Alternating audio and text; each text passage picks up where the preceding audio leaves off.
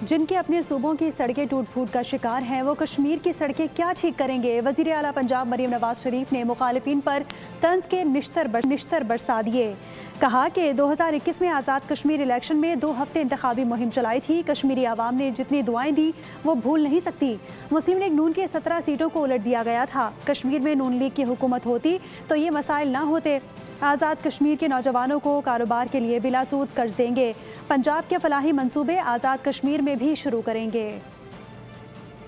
جن کے اپنے صوبوں کی سڑکیں ٹوٹی ہوئی ہیں وہ آزاد کشمیر کی سڑکیں کیا بنائیں گے؟ 2021 میں جو الیکشن ہوا تھا، میں 2 ہفتے یہاں پر آپ کی الیکشن کیمپین چلا رہی تھی۔ جتنی دعائیں مجھے کشمیر کے عوام نے دی تھی وہ میں نہ بھول سکتی ہوں نہ کبھی بھلا سکتی ہوں۔ اس کی حکومت تھی وفاقی، اس نے کہا میری کتنی سیٹیں؟ انہوں نے کہا 3۔ اس نے کہا مسلم لیگ نون کی کتنی سیٹیں؟ انہوں نے کہا 17۔ کہتا ہے اس کو الٹ دو۔